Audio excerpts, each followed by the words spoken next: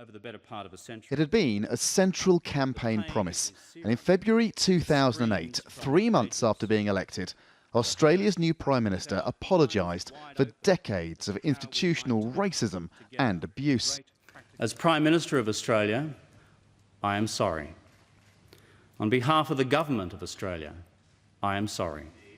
Watched by Australians across the country, Rudd was specifically saying sorry to the stolen generations, tens of thousands of people who, as children, had been forcibly removed from their families to bring them up, often in institutions, as part of white Australia instead.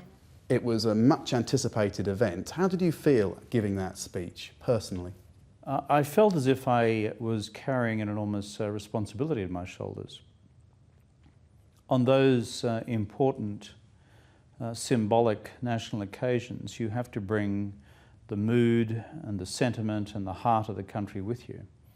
And so I spent a lot of time, including until about 3 o'clock that morning, writing the speech out by hand to make sure it was going to be authentically me, and therefore, as the Prime Minister of the country, an authentic apology to the Indigenous peoples who'd be assembled in the chamber of the House as well. But a decade on, many Aboriginal people say not enough has actually changed. Official policies to remove Aboriginal children from their families ended in the early 1970s. But even today, Indigenous children are far more likely than others to be placed in institutional or foster family care.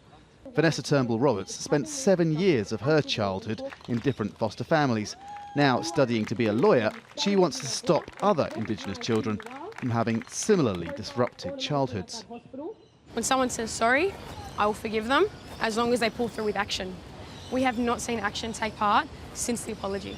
We've seen nothing but over 30,000 young people be removed. 2008's apology came with a practical initiative to close the gap between the lives of Indigenous and non-Indigenous Australians. Kevin Rudd created ambitious long-term targets to improve the education, employment, health and life expectancy of Aboriginal Australians. Today, he says substantial progress has been made. But on Monday, Australia's current Prime Minister said that of 7 targets, 3 are on track to be met. Andrew Thomas, Al Jazeera, Canberra.